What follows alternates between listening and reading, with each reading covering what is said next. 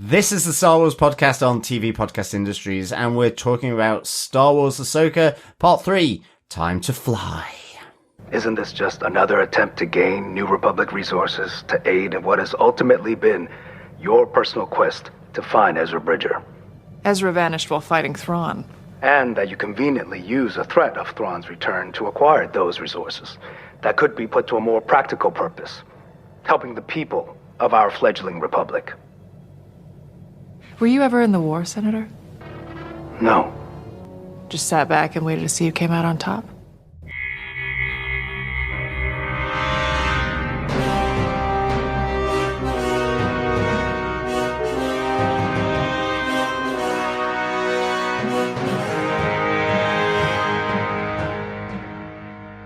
Welcome back, fellow rebels. This is the Star Wars podcast on TV Podcast Industries. That intro included timpani drums, of course, but we are here talking about Star Wars Ahsoka Part 3, Time to Fly. How did you not notice the timpani drums after, 65 episodes of The Bad Batch on Ahsoka? No, I did, but I just... First time you mentioned it. Yeah, it's the first time I mentioned it. There's always a first time for everything, but... Speaking of first, I am your first and only host, John. I'm your second and additional host, Derek. And rounding out the trio, come on, there is both light, dark, and the grey. I will let our fellow rebels decide who is what in this triumphancy. But yes, I am Chris. Why did you point to yourself, Chris, when you said grey? Because I am I have a lot of grey hair in my beard at the moment. Parented is putting more than a few grey whiskers on it. And I'm going, I think it's more silver fox than silver purgle. I think you're going full Balin Skull, actually. So maybe it's light, dark, and orange. Oh, yeah. Actually, the light at the moment that's on you is making you look quite orange. That's just, I've been tangoed for any of our UK listeners. Do you remember that? You've been tangoed. Yes.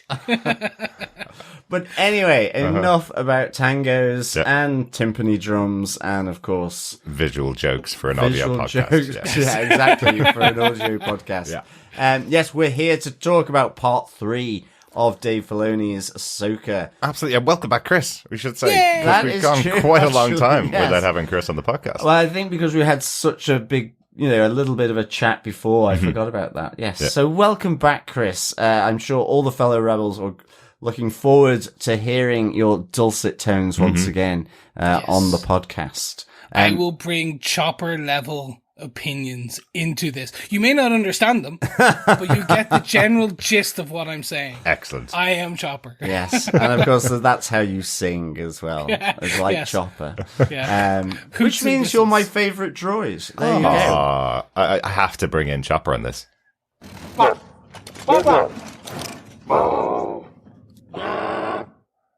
And now I'll bring in Chopper on this. That was just Chris. Indistinguishable. Filoni, hire me as your second in command. The understudy for Dave Filoni's Chopper. Yes, exactly. But anyway, welcome back, Chris. You weren't here with us for the first two episodes. So what did you think overall so far of Ahsoka? So unsurprisingly, I'm loving it. There are parts where I am kind of would wish to know where we're going in terms of the greater scheme, because I'm one of those fans who have read the books to Heir to the Empire and Thrawn's OG bits in the books. So a lot of that I've read, and I'm like, okay, so how are you getting to some of those places when I know there's a potential film called Heir to the Empire coming? So that's where I am like, Well, we did talk about it last week, Chris. The subtitle for this series is actually Heir to the Empire. So who is the heir to the Empire will possibly be discovered during this season of Ahsoka. They are taking inspiration from those books, but as you say, those books are non-canonical anymore, but there is a new Thrawn trilogy written by Timothy Zahn. So the character came back, and we've seen a lot of him in Rebels, of course, and, which I know you haven't had the chance to watch much of. I haven't watched much of. During my second COVID, or it was still not COVID, but it was COVID, I managed to devour a fair amount of Rebels. Excellent. And then I did the the unthinkable. I watched a number of key episodes because a number of publications went, really want to know what's happening with Ahsoka? Watch this episode of Rebels, this one, this one, this one, this one, this one, this one, and this one. So I got a lot of the gist of what's happening. The filler I missed. Yeah, and I think the other thing is, I think we're going on the pathway to Peridia, actually, Chris. Yes, we are. Or will we? Or will we? Or at least that's what they told us in the last episode. Exactly. So we do know the path. We do know the path. And hopefully they're going to find Thrawn and maybe even Ezra Bridger on the other end of that. Yes. Although, what was I don't know whether this is a deep fake rumor that is going around or whatever, but there is a theory out there that Marrok could be Ezra Bridger. Mm-hmm. But that makes absolutely... So I don't buy that one. No, I don't. Very quickly is because then how the hell did he get back and Thrawn's still stuck on the other side of the galaxy? Do you know, I read that theory and see, we're going to get into spoilers for this particular episode. So just to make sure everybody's watched episode 3, because one of the things in this episode is we have the Purrgil actually in the episode here, which are the creatures that transported both Ezra Bridger and Thrawn to the other side of the galaxy. Originally, exactly. So we see them over the top of this planet. Marrok's there. Well, did he get brought back by the Purrgils when they were on their trip back? Like, you know, there is a reason that he could have come back. I just don't believe they would have turned him to the dark side. No, but I also kind of quite like that twist as well. I know. I mean, really, I hope not to some extent, but also I wouldn't be displeased if, you know, separated from Kanan, from all his friends, because, you know, he was willing to trust Darth Maul in in Rebels, but possibly Thrawn with his manipulation. I mean, who knows? So the whole point is that there is all this stuff that has gone on. And we just don't know how Ezra Bridger has evolved in that sense. Absolutely.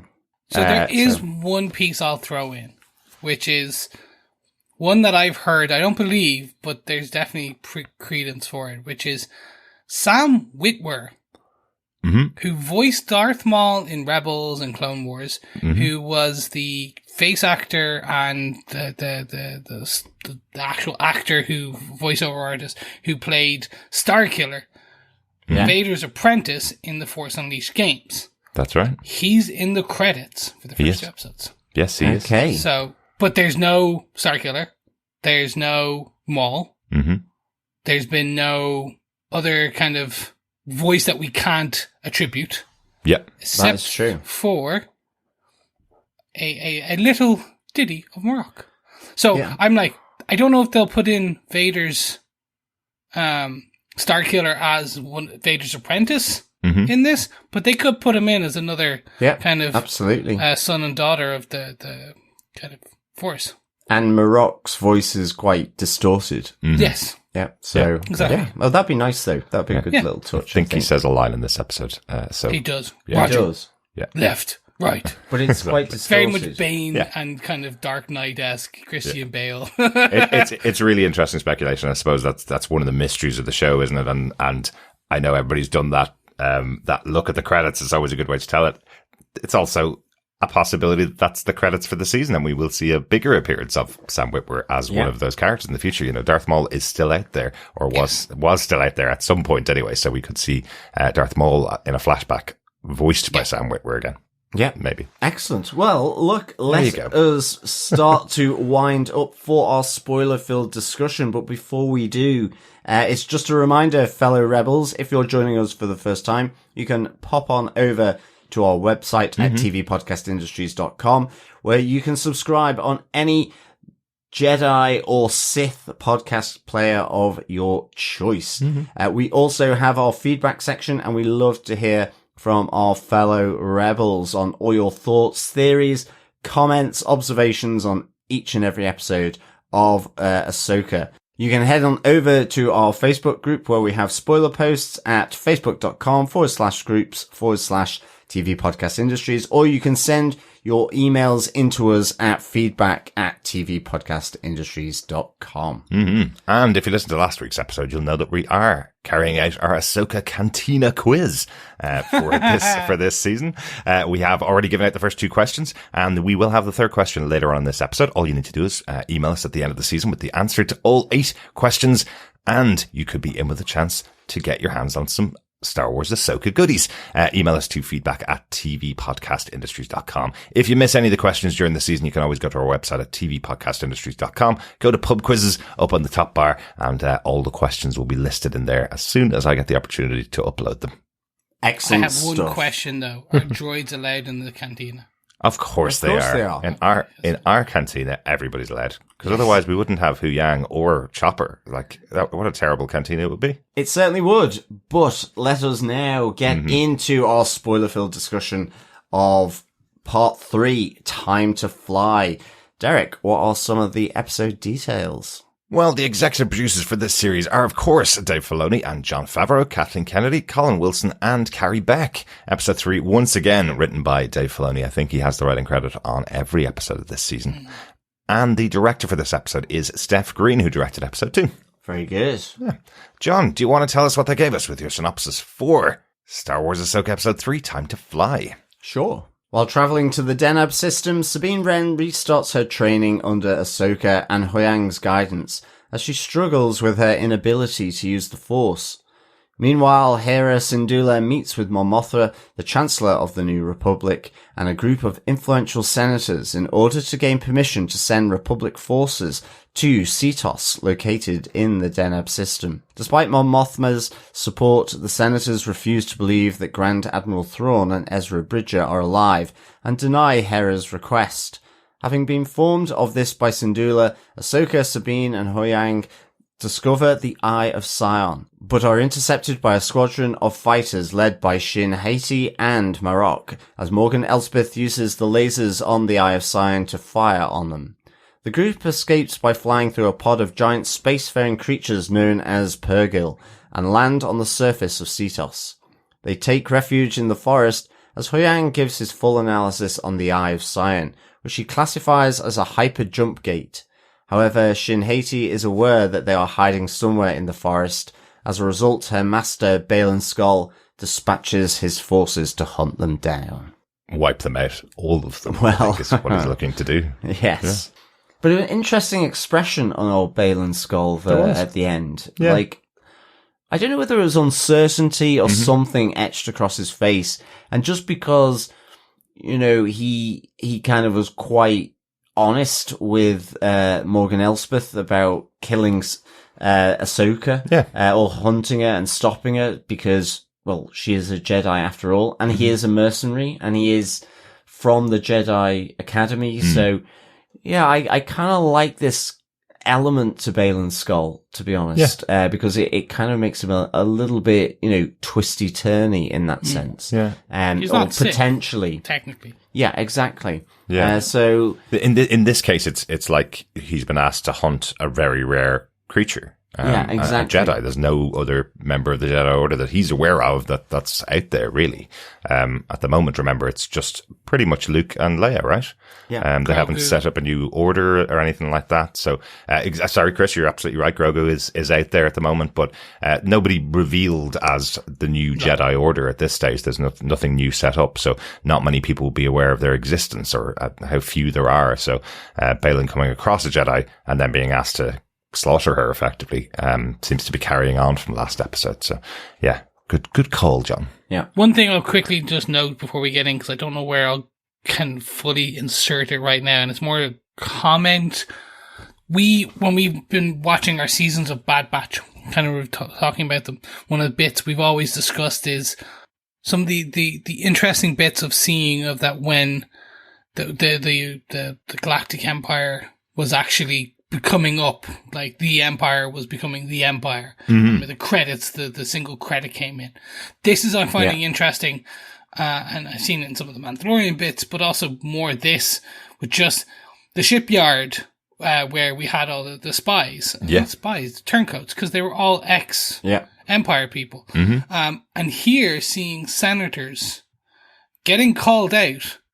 But we'll talk it more. But it's just such an interesting time and space to be in. And like Absolutely. you said, like, no one's really sure about where to talk about, like, where all the other Jedi are. For me, the fun part is this is the birth of potentially the First Order and things like that. It's just a time space that we don't see much of. Exactly. Haven't seen much of before. Yeah. And I think, as we described in episodes 1 and 2, it's almost like a reverse Andor in a sense. It's Yes. kind of, and in that sense, it's really interesting having that, the troubles of the New Republic. But yes, we'll get into that. I think we should kick off with our saber points for this episode. We have saber point 1. Hera and the New Republic. Yeah, it fits in exactly here, Chris and John. I This should is have looked at exactly the why notes everybody better. should read the notes beforehand. Sorry. Our discussion really starts off with Hera Syndulla here. We talked last week about the fact that she has got a very high position in the New Republic. She is a general. She is well respected within the group. But here, we kind of see the trouble that she's going through. The past as a leader of the rebels, having her own ship with the Ghost and with Phantom, she effectively rallied troops around her to go on whatever mission she wanted to. And that kind of was her role within the rebels. She was much more of a leader of the group. Here she has to go to this effectively New Republic committee and ask them for their blessing to go on a mission, or ask them for their support to send in more troops to go along with them. And we see that political side of this new republic. I was going to call them the new empire there, but this new republic is similar to the faults that we've seen in the past in shows like in Andor.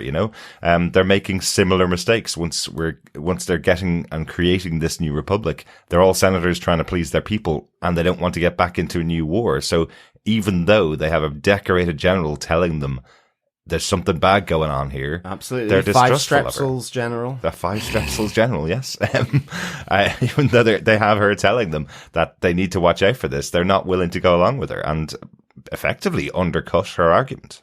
Yeah, I mean, I thought this was really good. I loved Genevieve O'Reilly again, even though she was in hologram form as well, because as Mon Mothma, I just loved how just the expression of her eyes, like you can see she's weighing up the politics of it. And that is the point here. It's that, it's the Navy or the Army butting up against the politics of this. And I love how it's kind of made it all a bit murky, because at the end of the day, the Senator Ziono who questions Hera's approach, it could be a perfectly sane thing. As far as they're concerned, he's gone. It could be a false hope, rather than a new Absolutely. hope.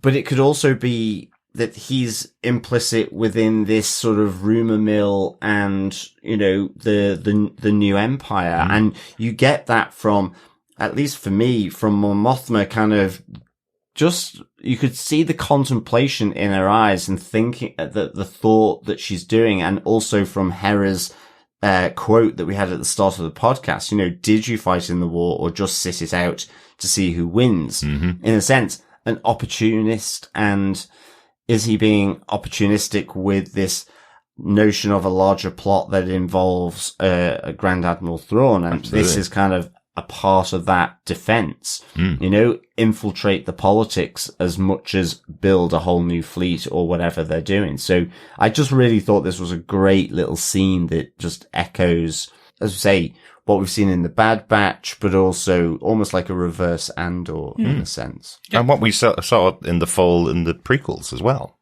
Yeah. Yes. Because we've seen politics be used before. And that's kind of, for me, was when we saw in the previous episode, the shipyard being essentially a fair amount of it, because I think she said a lot of people were taken into custody. I think that she said a number, but a majority, we'll call them majority of the shipyard. Well, certainly the entire control room all set exactly. for the Empire. Pretty So, much. Yeah. Well, they were all killed, really, apart from their manager. Yeah.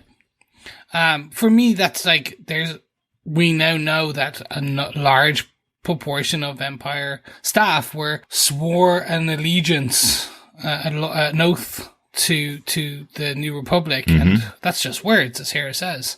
Well, yeah. So for me, it's the most interesting, and I think they're planting those seeds. Mm-hmm.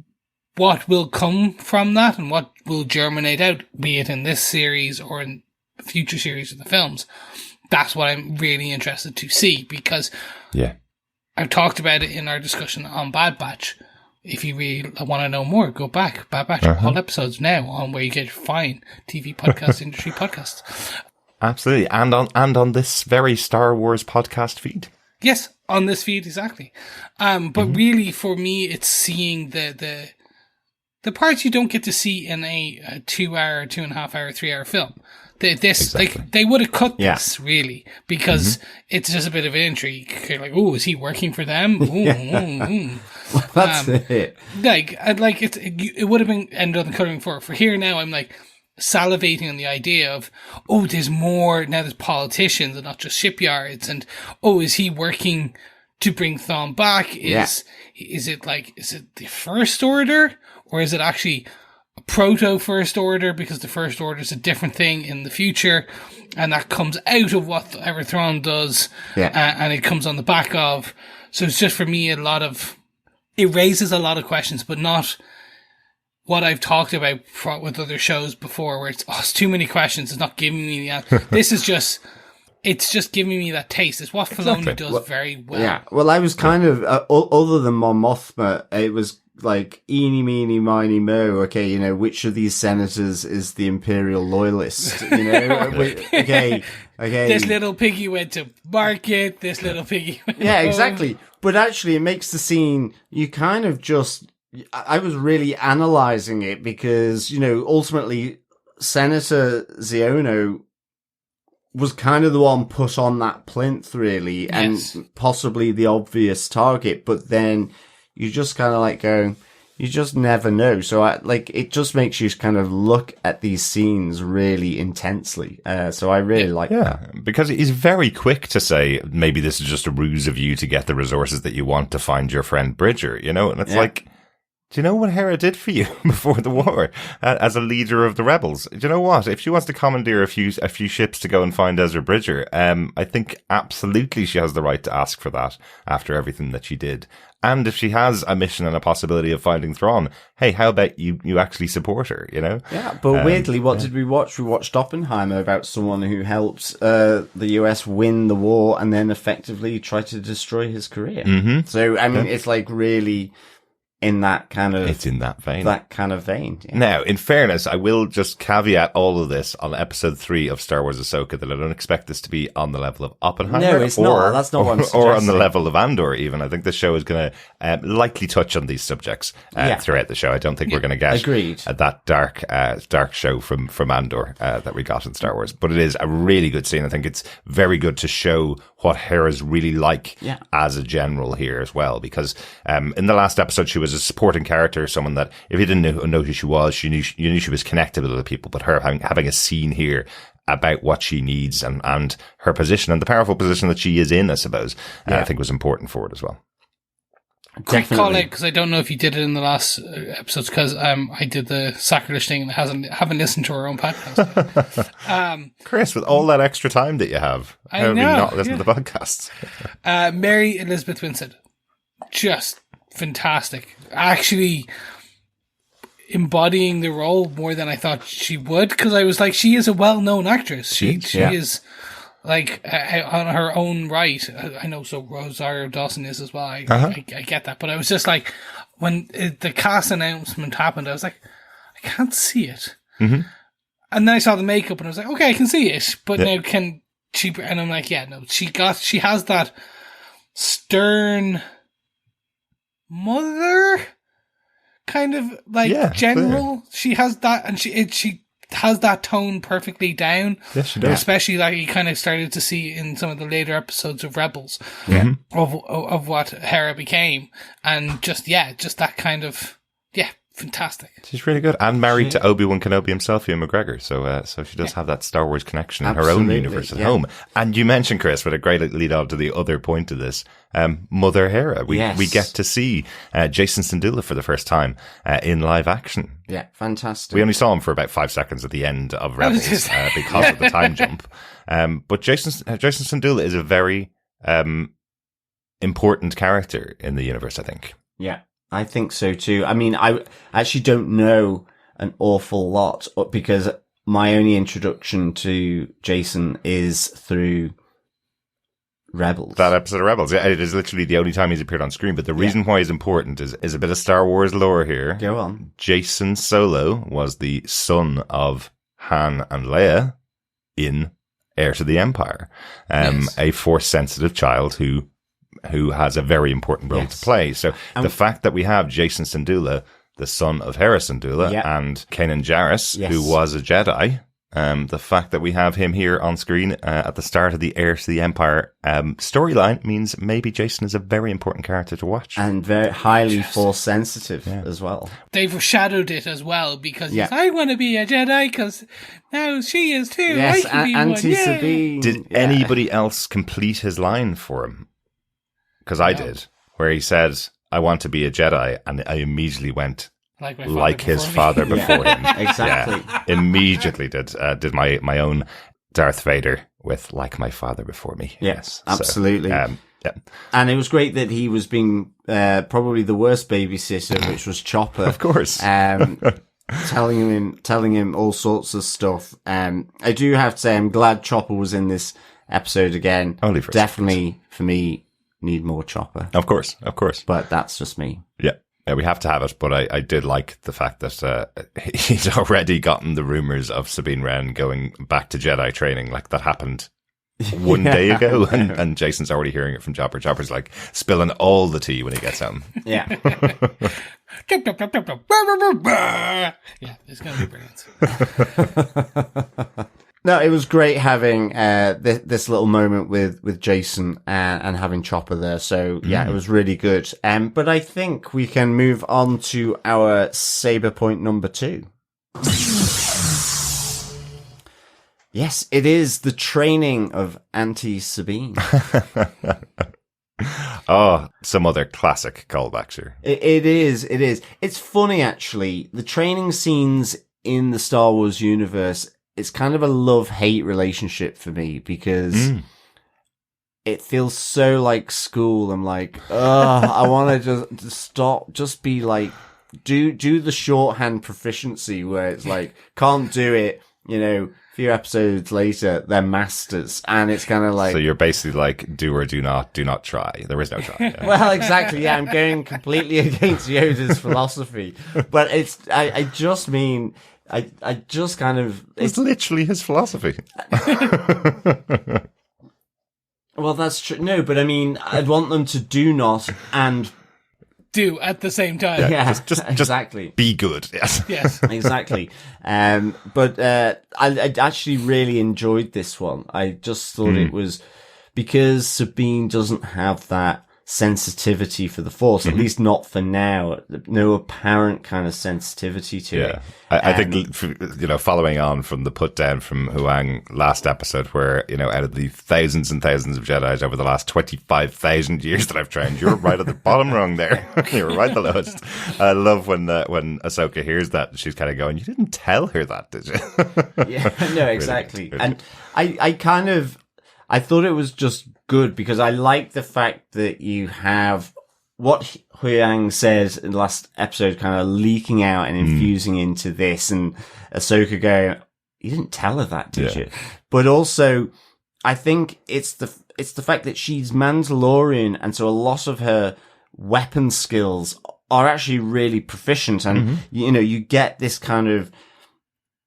You almost get this kind of sort of tension with Sabine because she's handy with a weapon, but as Ahsoka says, you need to train your mind because your proficiency with weapons, grappling hooks, even swords and lightsabers won't prepare you for the enemy that we're going to face. You need to have the Jedi mind, and that training in the mind. I think she says, talent is a factor, but training and focus are essential. Exactly. So I really kind of like that, to be honest. And for me, again, I'm absolutely loving Natasha Leigh Bordizzo as Sabine Wren. I think she really... She works so well, doesn't she? Yeah, she works so well. Like you were saying with Mary Elizabeth Winstead, it feels like really, really good casting. I just like her intonation.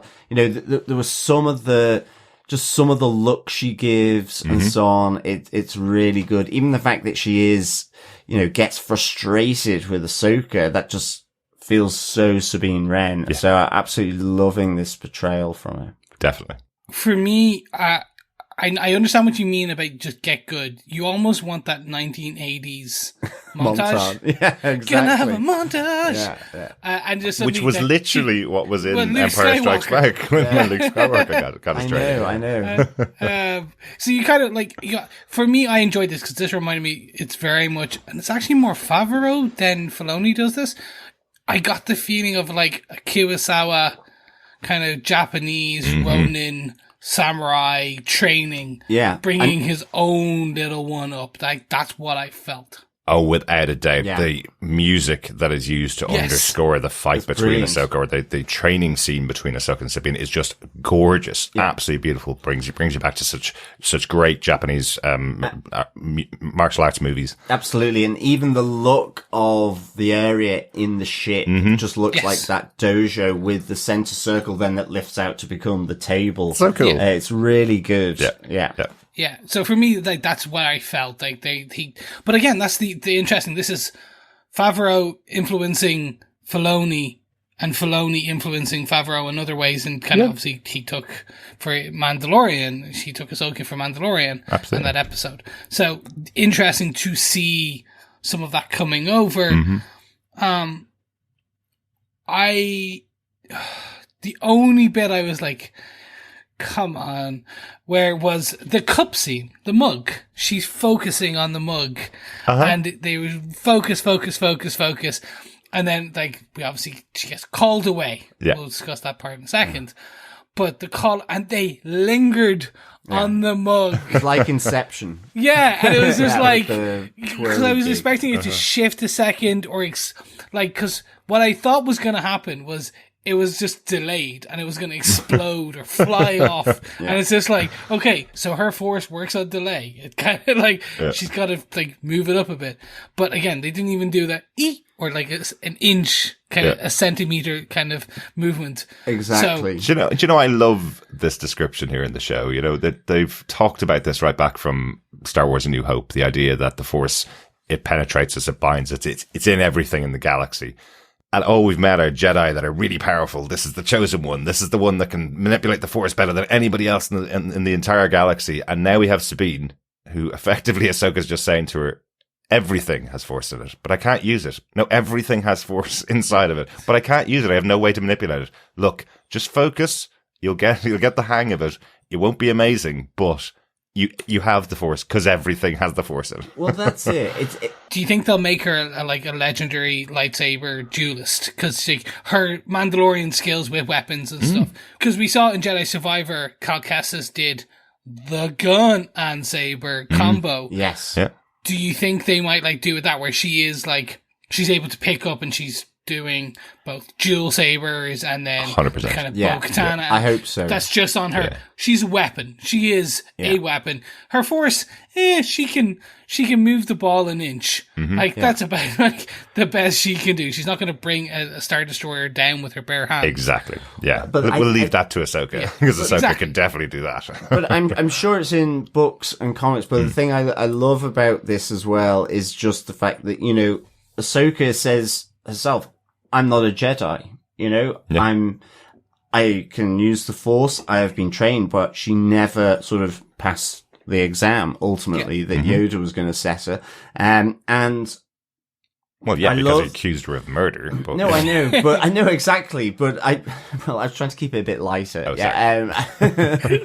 But I also where Ahsoka's I don't need Sabine to be a Jedi. I need her to be herself in the same way as Ahsoka.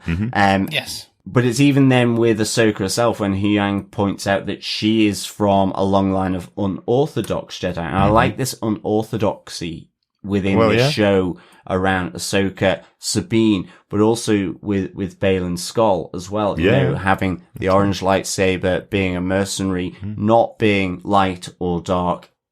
In a sense, a bit like Ahsoka to some extent.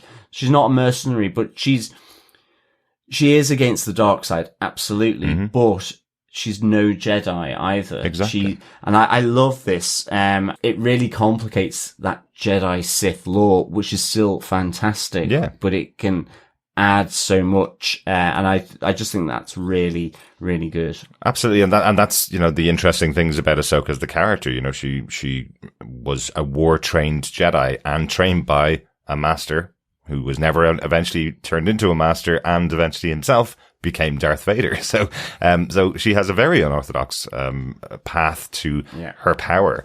But I do think, exactly as you say, Chris, I do think the path for Sabine here is this will become another weapon in her arsenal. And that's what Ahsoka's trying to give her. She's trying to push her on this path of these are great tools to use, even if you're not the greatest Jedi in the entire galaxy. There's things I can teach you about that will help you manage yourself. You know, there's that great moment in the fight where Sabine lunges out and Ahsoka's response is, yes, by using anger, it will gather power together, but it will make you unstable. Yeah, absolutely. I think, she says anger and frustration are quick to give power, but they also unbalance you. That's it. That's very close. Yeah. I was very close. You were. Absolutely. Yeah. Yes, you were very close. One last thing from my side anyway as well with Huyang. His quote for me, was after that first training, which I kind of like the whole sticks with the light that he could then analyze afterwards. Yeah, where did you cut? You didn't hit the green. Yeah, and then he goes, not bad, not good, enough to get by, barely. Yeah. Just that final bit of a put down. I just thought, I do like Huyang. As I said in the first two episodes, I would love to see Huyang and Chopper as the new C-3PO and R2-D2. Without a doubt. It'd be really good. They are, it's not David Tennant using a full David Tennant, just sassy English Scottish man, just go for it. It's be posh and look down on everyone, even people who made you or could cut you up. Just look down on them. Absolutely, absolutely. Stiff upper lip and looking down your nose. Yeah. Absolutely. And, you know, and as we mentioned last week, it is really cool they brought it back from the Clone Wars animated series. But the one thing I found out this week, because everybody's doing their analysis, the one thing I found out this week that really made me laugh is this character, Huyang, is actually considered a professor droid. So it's Professor Huyang played by Doctor Who, which I think is fantastic. That is quite cool. So could we even, if anyone is good at art in our fellow rebels, please just quick harangue in a tweed jacket with just the leather patches on the elbows, pure Oxford professor kind of with the 3-piece button as well, and just going whole hog, maybe in a rowing boat at the same time. Now, if Matt Smith was voicing him, I'd go with that as well. Okay. That would be perfect. Maybe he gets his voice box replaced at the end of this season. Maybe and Matt Smith takes over. Could do. Michael Sheen. Hey, we've just finished covering Good Omens with Michael Sheen and David Tennant in it. Michael Sheen and him could definitely replace each other. They're both as good as each other. Definitely. Shall we move on to our saber point number 3? Absolutely. Please. So, the reason I said please, this is the one I'm dying to ask more questions about, and I'm hoping you can explain to me what a certain sky creature lore is, because I was like, kind of think I understand this, but okay. I'm going to ask more questions. So, Johners, take it away.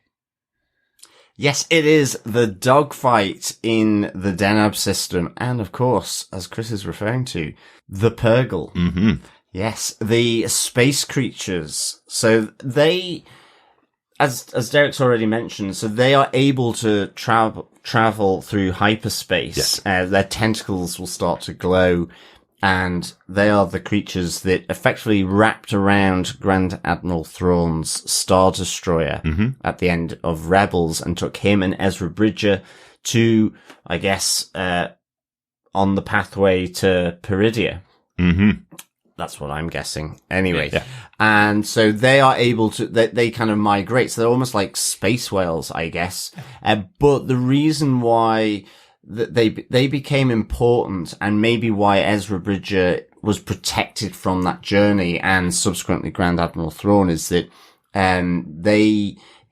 Ezra, I can't remember what episode it was, but effectively connected with them. Yeah. So it is like that whale thing, Okay. really. They were being shot at, and they were trying to get into gases in a big pit, but there was a big mining operation. It was one of those episodes where, but he kind of helped save them and stop them being fired on. But in that moment, connected with one of the Purgle, just through eye contact and so on. And so I think, there's that they are like whales or dolphin, that kind of thing, I guess. But it's one of the cool things, I suppose, that you got from Rebels. We mentioned before that it has more of a spiritual underside to it than a lot of Star Wars does. But if you think about it from video games, Chris, it's definitely a good reference for you, and particularly with Star Wars video games.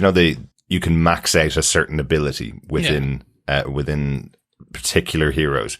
And in Star Wars, Ezra's maxed out ability, the thing he's most good at, on top of everything that he's learned as a budding Jedi, his maxed out ability is ability to connect with creatures, connect with the Force that's inside of other creatures. We saw it multiple times. Sort of talent, really, and but it all built up all the way through until he eventually connected with the Purgle. Yeah. This was kind of the end game, connecting with these amazing creatures that can travel through galaxies. Like it's probably as well the Force adds onto that as well. Okay. So but it's even with the Loth Cats and the Loth Wolves. Yes. Those creatures, because the Loth Wolves as well were Force sensitive creatures. Yeah.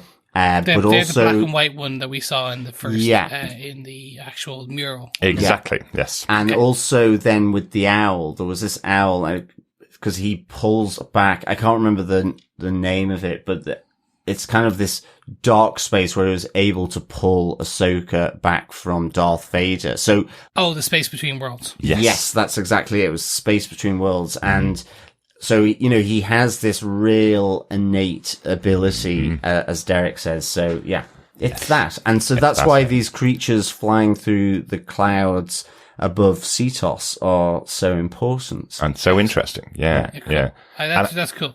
And of course, Dave Filoni is drip feeding some of this stuff for people that haven't seen Rebels before. But I do wonder, given that this was Ezra's biggest power as a Jedi, it has to have a place to play here in the show, right? Absolutely. If we're not going to see Ezra, maybe his Grand Admiral Thrawn using his powers. Yeah. I think there was a line from Morgan Elsbeth last episode where she was saying that Thrawn is calling out through time and space. Ezra is known to be able to move through time and space with the space between worlds and move across galaxies with the Purgle. So potentially Thrawn's amplifying his message to his troops using Ezra. And something like that, maybe. Exactly. And the other side of it as well is, I just call them space whales, but they actually have like octopus legs. So they could be like space squid. Okay. Yeah. Because all I have in my head is the Douglas Adams Hitchhiker's Guide to the Galaxy, where it got turned into a whale flying through the air. And I was just like, oh, that's his ancestor. Well, it's interesting as well, for this point, I have a question, which was, why were those fighters, why did they have literally the worst lasers possible? the 6 fighters that attacked Ahsoka's ship. I mean, I know she's got deflector shields and so on, but it was like literally Stormtrooper level shooting. It was like, look over there, pew pew. It why wasn't did you even shoot that. all the way over that way? They actually hit the ship multiple times and around the engine, and yet nothing seemed to happen. It was more Elspeth's cannons that caused the damage. Yeah. And I was like, and even the sound of it sounded like these were kind of the cheap starfighters. Oh, that they got, are. Yeah. You know? Remember, they've just had a battle that took out the entire empire. So these are literally the cheapest, crappiest stuff that are available. Maybe built by the single sole surviving stormtroopers. So they've probably fitted the firing mechanisms on the wrong way round and stuff. So. Yeah, like I felt really sorry for Shin Hati being strapped into one of those, which basically had no protection of its own, and its like lasers were just seemed pretty weak. But yes. Maybe that was the purpose. With the Crimson Dawn, like these kind of henchmen, they look like kind of not even bounty hunters, but just kind of run of the mill henchmen. And I was just like, okay, well maybe it's Crimson Dawn down on their luck. Sorry, for those who don't know, Crimson Dawn is the kind of criminal syndicate gang. We've seen them in Solo. We've seen them in a lot of lore and previous kind of TV shows and stuff. But I just thought because they looked down on their luck kind of gang, and I was just like, okay, maybe Crimson Sons kind of now they've the New Republic's taken them out. It's like kind of reminded me of the pirates from the latest Mandalorian. Yeah. Where they're just kind of like, you're not the greatest looking guys, and you're kind of patchwork slightly, but you'll do. Yeah, but very much so. I'd say that's kind of what Morgan Elsbeth has surrounded herself with as mercenaries, right? Yeah. Potentially, Bale and Skull brought them on board as extra mercenaries. What I did find fun about it. Look, again, this is Star Wars. This is based on a kids show. It's based on kids movies, really, with Star Wars themselves. But what I did love about it is our two major named characters fight in the battle, but they don't get touched with Marrok and Shin. Neither of them get touched. All four of the other unnamed characters that were wearing masks and slightly looked like mercenaries, all four of them destroyed in this awesome dogfight. I really, really enjoyed this dogfight. Me too. And especially another lesson being taught here. We have Ahsoka effectively trying to give the lesson of trust the Force to Sabine while she's trying to make the shot on these oncoming enemies. And Sabine rightly is going, look, not time. I'm a good shooter. I'm able to take care of this. Let's get rid of the lesson right now. And Ahsoka is the one that learns her own lesson here. Trust in Sabine to do what she does well, and takes instruction from Sabine on how to fly the ship to give her the best chance of taking out the enemies. And the minute she does it, 2 enemies gone, you know? Yeah, well, that's it. Really like that there's that back and forth between the two that's been talked about in episode 1. Ahsoka's ship is so cool with that kind of delta wing able to swivel around the main point, because that was it, when she said, I'm going to split them, and she just moved the wings so that it kind of split them, confused them, and Sabine could get the shot in. But even then, when Ahsoka goes out into space after they're kind of they're dead in the water, or dead in space, I should say. I love the fact that, again, it's I guess a teachable moment. She's saying, I'm doing this to distract them because we're dead in space. But then once Sabine has the ship up and running again, I loved how she tilts the delta wing in order for Ahsoka to get back in. And Ahsoka says, neat trick, so the ship is really cool. I love how they're using that in this dogfight as well. Absolutely. It was really good. So done. Also, the Jedi jumping. Even Jedi jumping in space. It's the coolest looking lightsaber ballet level stuff. Yeah, I must say, I did laugh as well, though, with Ahsoka floating there in space, and she just did you fix the ship yet? Can you come get me? Can you get me back inside, please? Yeah. It was really good. Yeah, it was really good. I loved the fight. I loved the battle outside as well. I really enjoyed having Ahsoka go up against other ships outside and doing the Rey Skywalker, I guess we can call her now, doing her jump to avoid the ship coming towards her. I thought that was really cool having this in the show. Definitely felt like Ahsoka from the Clone Wars. Ahsoka's kind of battle style tends to be bouncing off objects around her, so it's not something we'd probably see live action Rosario Dawson do, but having the explanation that she's outside in space makes a bit more sense of that, doesn't it? Absolutely. I liked it. Yeah. The other thing as well, just to bring it back to the hyperspace ring, with the scan that Huyang said, he says the ring is of can go astonishing distance and speed, but the thing that kind of immediately came to my mind was, okay, it's got these massive hyperdrives that are much bigger than any other ship, which will that propel this hyperspace ring? Or the fact that the Purgle were there, and I'm like going, is Elsbeth going to utilize their hyperspace ability? She's going to net them exactly, and just get pulled along by like a sled. It's kind of, exactly, it's something, she's going to somehow utilize them, and that's why they're in the Denab system over Seatos, because you have Purgle that migrate around here, and it's something on those lines. And it was, in terms of with the Night Sisters and why there's that temple there and so on, and the ability that from this point you can get along the pathway to Peridia. Yeah, it's effectively, I know Huyang says when he's done the analysis that these rings are built so they can travel along the routes that the Purgle travel.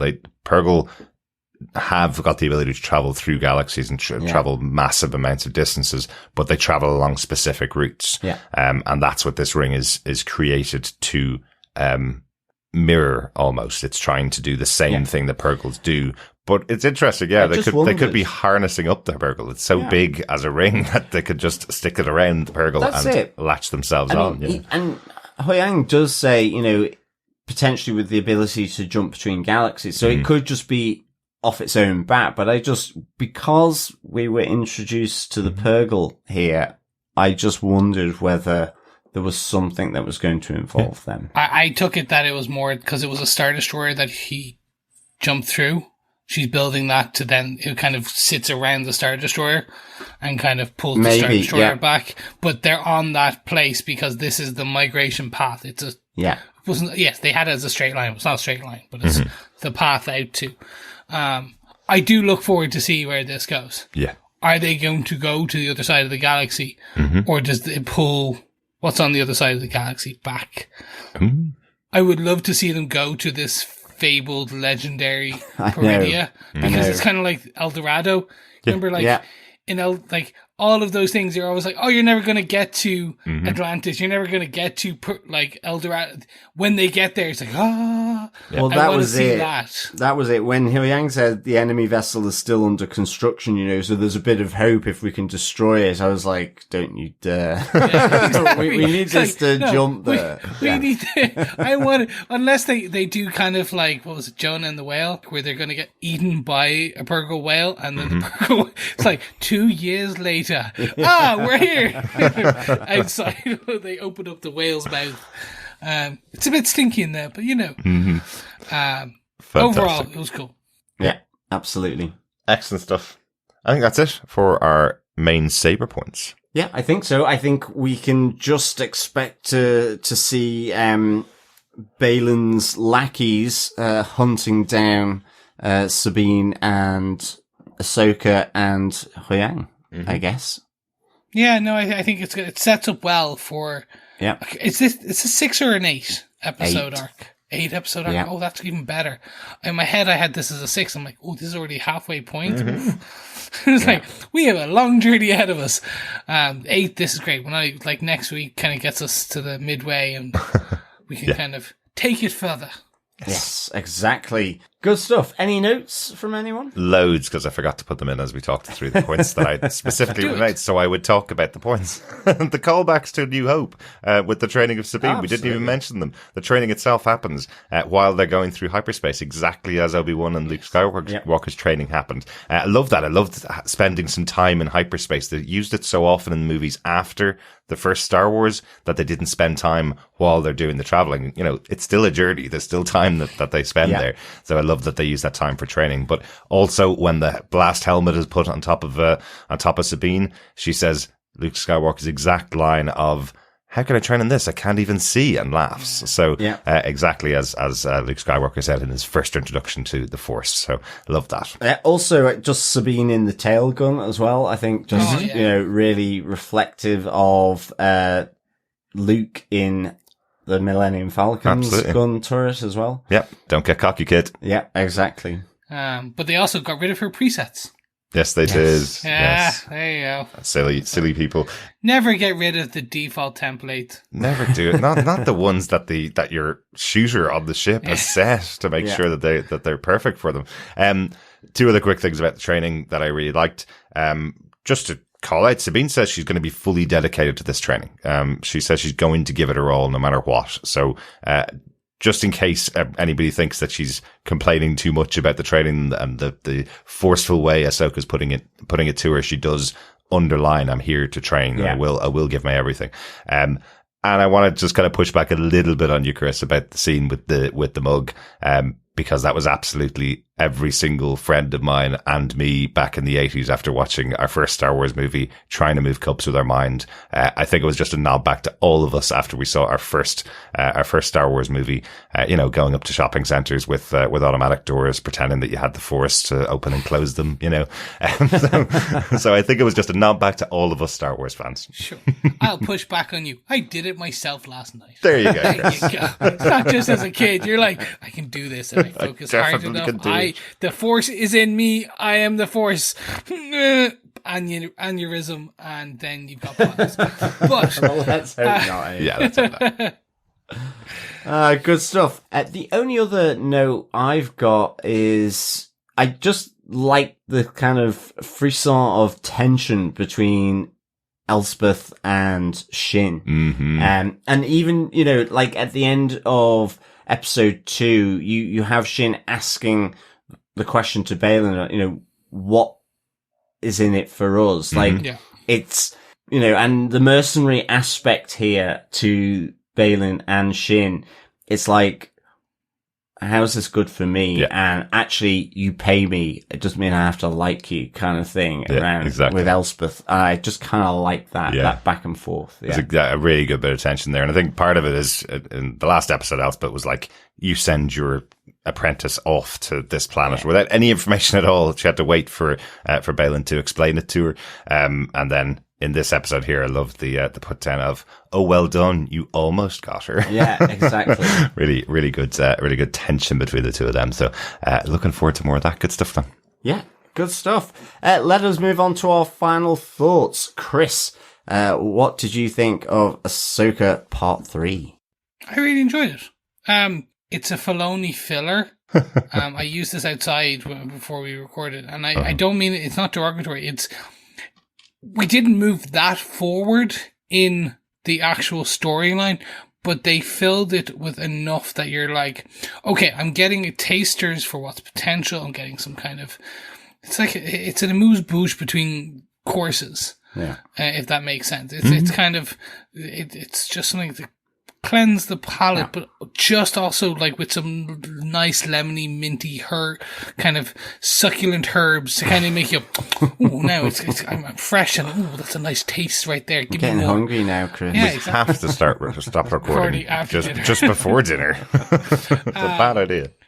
But for me, it was that. It was, we have the taster of Sabine in terms of where she's going, her potential, the Purgles and what that could mean about us going to the legendary city and planet, the how they're going to get there, Ahsoka's training, and then just fun with the characters. Mm-hmm. So for me, as I said, it's a Filoni filler, but in the best sense. It's not it's just, I'm happy where this episode leaves me.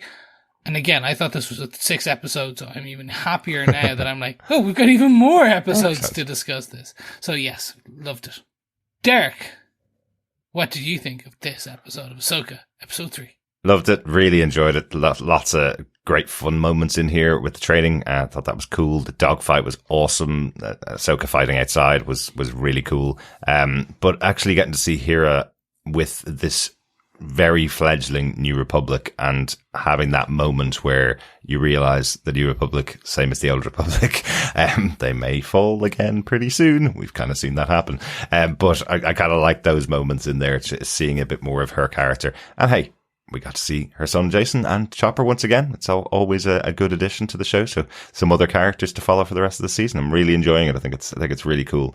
I think Ahsoka herself as a character is such a strong central presence to the show, even though it is this big cast that's surrounding her. She does feel still very central in the show in this third episode too. So as that kind of stoic warrior with something to pass on to the next generation. So I really like that. Overall, enjoyed the episode. Wish it was longer, of course. A 30-minute episode as our third episode.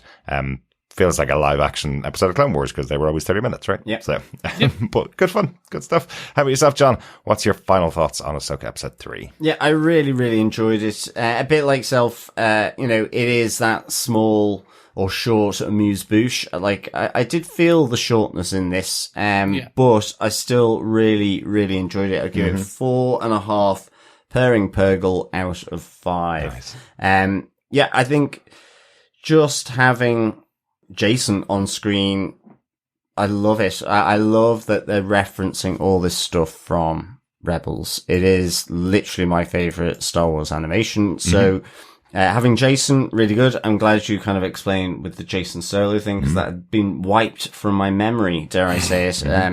And I just think really good to see him. I love just as well that family aspect of Rebels, so him calling Sabine Aunt Sabine was great. That's so cute. I love just how Sabine and Ahsoka's dynamic is really that they're both these unorthodox people and potential Jedis, and just the different pathways that they have taken, like Baylan Skoll as well. Actually, just not enough Baylan Skoll in this episode either. I really enjoyed Ray Stevenson in the first 2 episodes, but we'll definitely get to see more of him, I'm sure. So I love that relationship. I love how it played out with the training and with the dogfight, both of which was just really, really good. Still question the lasers on those dumb fighters. It hardly seemed worth it. Yeah, well, there was like versus pew pew pew. Is it? I had a laser. I can't be bothered to do this. It was just like, okay, but it didn't distract from anything. It was really, really good. And so 4.5 purring Purgle out of 5 for me. Fantastic. Blue milk, anyone? Ooh, definitely. With a bit of vodka in it, or Romulan. Oh no, wrong universe. Just vodka, I guess. Okay. In the blue milk. Yes, it is, fellow rebels and fellow quizzers. Time to go to our Cantina pub quiz for this season of Ahsoka. So remember that you will be in with a chance to get your hands on some Star Wars Ahsoka goodies if you come out on top of our Cantina quiz for this season. We are on episode 3, so of course that means, apprentices, that we are on to question 3. What Jedi technique does Huyang believe Sabine Wren is not ready for? Ooh, very good. Very good. Not the mug. Drinking. Oh my goodness, water. look at you giving clues away, Chris. I know. Good stuff. Do you want to get the question one more time, John? I certainly will. It is, what Jedi technique does Huyang believe Sabine Wren is not ready for? Excellent. That's the third question of 8. Pop on over to our website at tvpodcastindustries.com if you miss out on any questions. But at the end of the season, send us in the correct answers to all 8 questions to feedback at tvpodcastindustries.com, and you could be in with a chance of getting your hands on some Star Wars Ahsoka goodies. Excellent. Let us get into our feedback for this episode. And I am definitely using this as our sounder for our feedback every episode.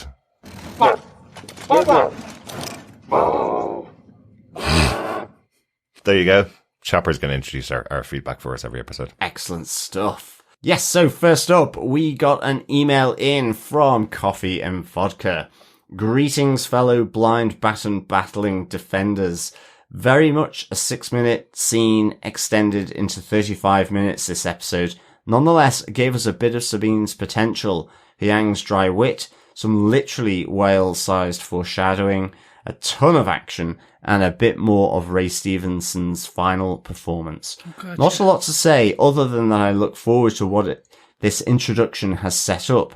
A quick question though, do you think our masked flyer is Ezra, or is it just a space herring?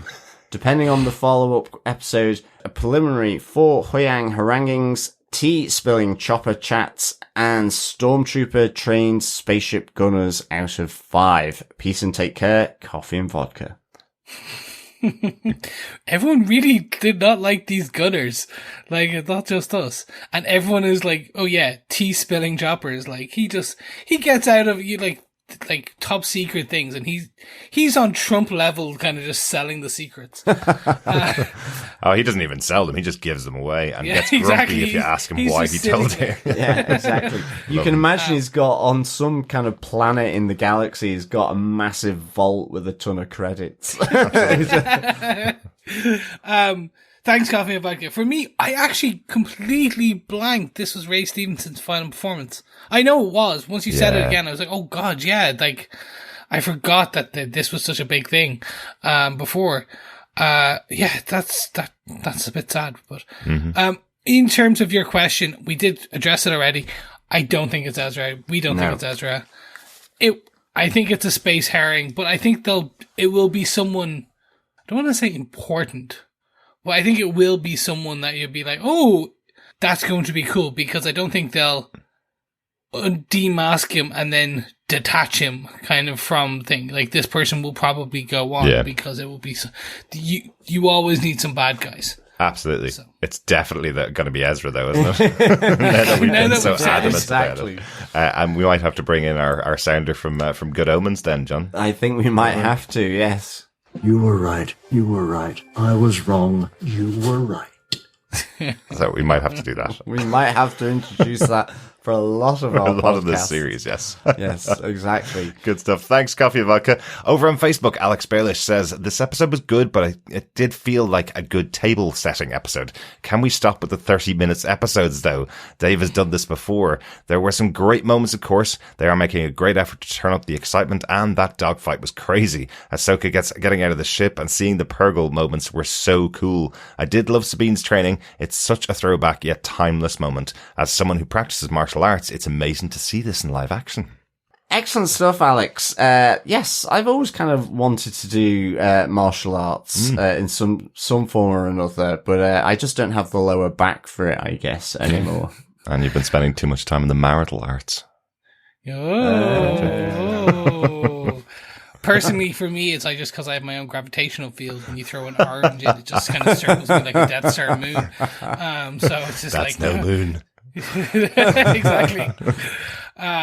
Thanks, Alex. And yeah, I think we've already discussed how much I absolutely loved Sabine's training, and I think all of us did, is the callbacks. Next up, we did get some feedback from the one and only Dr. Bob Phillips, who had this to say: if you've got a high-tech fighter planes and a trio of aces, you should put them in a dogfight. And they did this spectacularly with 1-on-3 not a Jedi versus NPC crafts space dance added into the mix. Terrific whales, though I did expect a stray green laser bolt to catch a tendril and make Marrok, the baddie assassin droid, into an empirical Jonah at one point. What made Huyang shut down? How does one turbo a laser? Does everyone in the New Republic just have a wardrobe with the same clothes to reduce decisional regret in the morning? Absolutely. Mm-hmm. I think we all need to simplify our wardrobes, to be honest. Exactly. What they don't tell you in a galaxy far, far away, Mark Zuckerberg was the one who actually picked out the actual choices, and it was just black t-shirts and pants, and it's just evolved slightly into that. It does explain some of the explains the droids essentially as well. Well, that's it. And the simplicity of their sort of Strepsil high command in the army as well. Yeah. Remember, we are also in post-war New Republic era, so I'd say they're they'll eventually get back on the fashion pathway. Yeah, I guess They don't have a replicator yet. Yeah, That's the thing. They've got the rag and bone men, the space rag and bone men collecting all the stuff and sort of they're recycling, reusing. Exactly. Yeah, exactly. Yeah. Excellent stuff. I do love the call out of how does one turbo a laser, though, because I've definitely heard of turbo lasers many times and never questioned the separation of those two words. And I'm also suspecting as well with the green laser bolt, I was thinking exactly the same thing as they were battling between the Purgle, and after seeing what it didn't do every time they hit Ahsoka's ship, I'm guessing the Purgle it just scratch that itch for them. Exactly. To be honest. Exactly. There is one question in here that I think is a legitimate question. How did Huyang shut down? And it was because he was connected into the ship to do his readings. And when the ship got hit and taken out, he overloaded. Yes. So just quite funny, the connection between that and in last week's episode when he was telling Sabine not to overload the head of the droid and she pushed it too far. This time he's the one that pushes it too far and gets overloaded and shuts down. Yeah. So, I didn't connect those. That's interesting. Yeah. Well done. Excellent stuff. Thanks, Dr. Bob. We also had Richard Blaze, who says, the Force was strong with this episode. I absolutely loved it. Lots of A New Hope vibes throughout, but repetition is flattering when it's done this good. Ahsoka's fight in space felt very much like something direct from the Clone Wars, and it was great to see. Nice as well to see the new senators making the exact same mistake as all previous senators that have gone before them, burying their heads in the sand when warned of immediate danger. Absolutely. 3 episodes in, and this is already the makings of a classic Star Wars story. Roll on next week. Great stuff, Richard. Thanks so much. Yeah, definitely.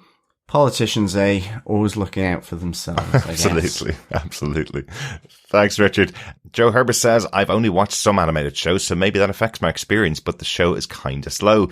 Didn't feel like much happened this episode. I'm still interested, but hope it picks up since there are only 8 episodes. Ahsoka taking out a fighter during a spacewalk seemed silly. Why would a fighter ever get that close to a ship drifting in space? Especially if you know there's a Jedi on the outside. Just slow, stop, and blast it. Stuff like this definitely feels more like belongs in an animated show. Thanks for your thoughts, Joe. At least you're better than Chris. He thought there were only 6 episodes this time around and thought there was a really slow episode. So at least we have 8 episodes. You know, do need a little bit of a table setting episode to get all of our people in the right spot. But I hope it does pick up from next week for you. Yeah, definitely.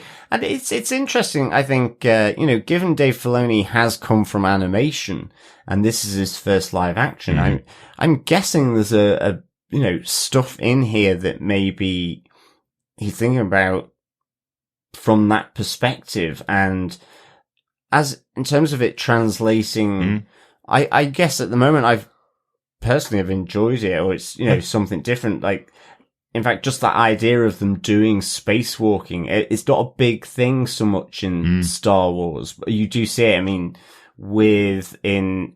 you do see it in Empire Strikes Back with the meteorites. Yes.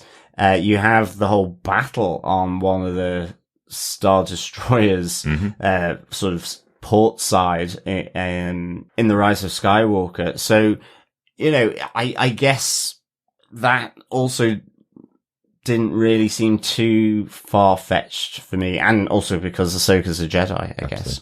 So they can do strange and unusual things. But thanks, Joe, for the thoughts. Really good to get them in. Definitely hope it picks up for you in the next few episodes. Yeah, thanks, Joe. We next got some feedback from the one and only Victor Von Doom. Yes, Victor, we need to get you a more Star Warsy Von Doom kind of thing. So maybe we'll both think of that like a Sith version of Von Doom. Victor Jedi version of Von Doom. No, Von Doom is a bad guy, so it has to be Sith. Only from some perspectives, Chris. Yes. Darth Victor. Let's say. Okay, from Darth Victor, we have this feedback. Greetings, New Republicans. opening scene was a nice callback to Obi-Wan training Luke on the Millennium Falcon in New Hope. New Republic politics don't seem much different to the Old Republic. Mon Mothma could have used Admiral Akbar to help convince the Senate committee to investigate the Denab system, but he'd probably just say it was a trap. That's from Chris. Huyang is brutally honest. He did not have to put down Sabine. The younger Sabine might have given him the Greedo treatment. Yeah, that's probably true. I was happy to see some good old-fashioned space dogfights. The spacecraft design is reminiscent of World War II fighters. Ahsoka's environmental suit combat was downright scary. Jedi or not, she is indeed powerful. Still waiting for Sabine to start tossing bombs and grenades. The Force will be with you always. Victor Von Doom. Sorry. Darth Victor. It might stick. We'll have to let Victor choose whether he wants that or not. Yes. Good stuff, Victor. It is really interesting to see that battle outside the ship from Ahsoka. We kind of mentioned it earlier on. It does feel much more like a character from Clone Wars, and something that we probably wouldn't have seen. I like that they've justified it by her being out in space as well. It's Absolutely. Cool. But yeah, she's got some power on her. Yeah, good stuff. Thanks, Victor. Thanks, Victor. Russell Hooper says, when is Hera going to say, screw Republic High Command, go grab the ghost? If we don't see that ship done properly in live action, the show is a failure. Go collect Zeb, Rex, Chopper, and Jason, and go join the fight. Also, we long-suffering Star Wars fans deserve much more than brief 30 minutes episodes. 45 minutes minimum episodes this short don't move the story forward, especially in an 8-episode season. They've got to go back to the American-style 24-episode seasons. If Paramount could do it in the 80s and 90s with worse filmmaking technology than when they started Star Trek, multi-billion-dollar Disney can do it with Star Wars. I'm afraid next week will just be Balin's goons hunting Ahsoka and Sabine only to be slaughtered in the end. Sabine will show she learned something, maybe revert to her old days out fighting by using explosives or something. Sadly, this episode only gets 3 silly Jedi space flips out of 5. Not a bad episode, just average at best. Thanks, Russell. Do you know the one thing I definitely want in this show that Russell's just put back in my mind again? What? Where's live action Zeb? We've seen him in The Mandalorian. Yeah. He's definitely still active. He definitely survived through all the battles with the Empire. He is off fighting on the right side at the moment. So we're going to see Zeb, aren't we? We must. No, 100%, because we've seen him with the New Republic. Exactly. He's going to bring in his friends from the New Republic, that fighter group. Yeah. And that him and Hera will come in as kind of the cavalry with Ghost to kind of, whenever they come back out of the transport and they end up back on this side of the galaxy, they'll be there to support where there'll be a massive Star Destroyer. Excellent. Sorry, I know I'm writing parts of that, but I'm assuming that's going to happen because we have to see him. Yeah. He's the last of the rebels. Exactly. It'll be interesting, won't it? Because just going back to the theory that Marrok could be Ezra, and that discussion that we said, maybe it's almost like an inverse, the 4, 5, and 6, where it's like Ezra is dark and they have to bring him back to the light. Who knows? But I don't know. It's just something with the discussion there. It's just like, maybe you could just flip it round, do that. But, exactly. And I certainly, I look forward to Hera, sort of basically giving the 2 fingers to the New Republic High Command. I wonder if Chopper would have something to do with that. Yes, I'm sure he would. But, I know you've seen the animated series, Russell. They do have to kind of set that up for other people as well. They do have to have that challenge built in for Hera, don't they? That she is not getting what she wants. So screw you guys. I'm taking the ghost, basically. Yeah. So hopefully, I'd say you're probably right. We're probably going to see her. I think so. Take a sabbatical to go and fight the fight that she needs to fight. Yeah. Definitely. Fight the good fight. Exactly. Thanks so much to everybody for your feedback. Keep sending it in. Email us to feedback@tvpodcastindustries.com or pop on over to our Facebook group at facebook.com/groups/tvpodcastindustries. There's a spoiler post up there for each episode of Ahsoka as it comes out, and you can leave your thoughts on there. And if you liked what you've heard in this episode or the previous two, don't forget you can head on over to patreon.com/TV Podcast Industries, where you too can be like Chopper and go wah, wah, wah, wah, wah, and support us for any ongoing monthly amount. Yes, you can. Just by throwing us a few galactic credits each month, you help keep the lights and mics going. If you ain't got any monthly amounts, don't worry.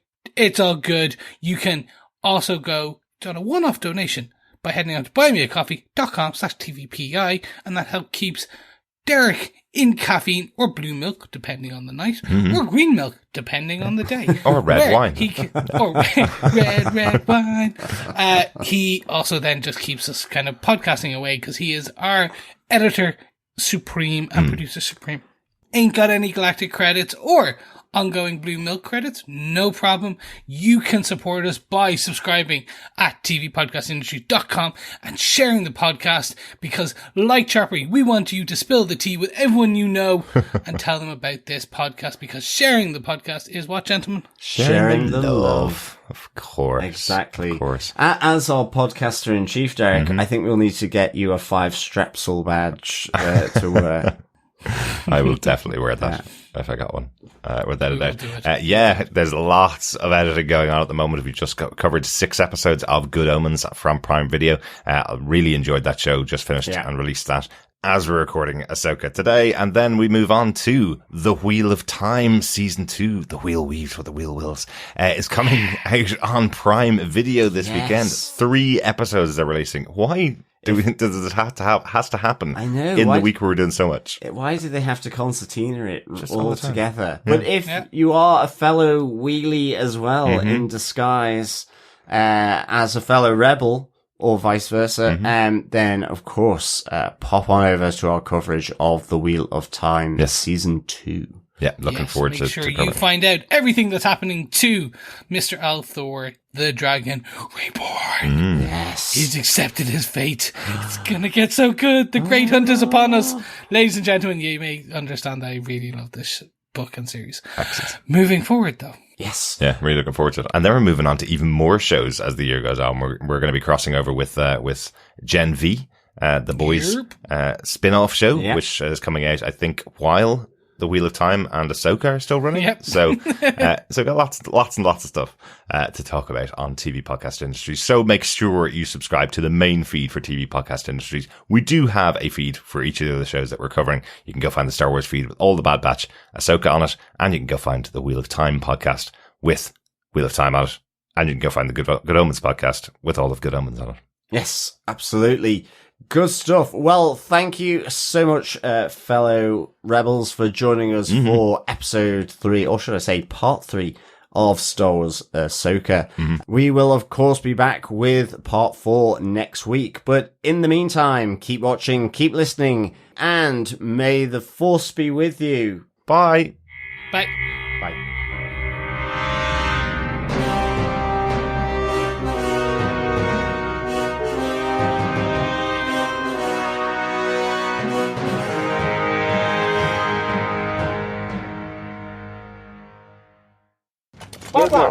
This is TV Podcast Industries, and we're talking about Star Wars podcast. Am I mad of How practice? is it? Oh, why is it not written like that then?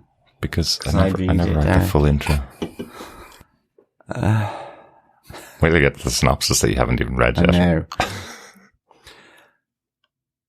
This is the Star Wars podcast on TV Podcast Industries, and we're talking about Star Wars, the show. I can't say her name. Ahsoka. I know, it's because you telling me about the H. I'm now all confused. This is the Star Wars... And rounding out the trio, come on, there is both Lark, there is both light, dark, and the grey. Should we move Love it. on I think to that's it for the Hera and the... you seem to be slowed. desigged from us, Chris. Are you okay on internet? Are you okay? I've reset it, but is that better? No, that was 30 minutes ago. I was more... Can my clap? That is the most delayed clap. fantastic, Chris. Do Do you want Can to you do hear another? me now? Yeah. It Do you is want to very do? delay. Yeah. No, it just started to lag for a second. Now you're fully back, so it's all good. Okay, we'll do one, shall we? Sure, why not? 3, 2, 1. Huzzah! Da, da, da, da, da, da, da, da, da. Right. Yeah. You take that. Depending on the follow-up episode, a preliminary for Huyang haranguing. You are so close. You were right. Depending on the fellow. The Fellowship. Depending on the Fellowship of the Ring, and a preliminary data analysis by Engineer Scotty. Jesus. Depending on the follow-up question, a preliminary for Huyang Sorry, haranguing. you said question for some reason. Okay. I guess it's last day of August fireworks. Yay! Oh yeah, that makes. Remember. The last August day of 31st. August. remember your summer holidays, kids. Bye. Bye. Off to school. Just go. Exactly. Fix it in post. Yep.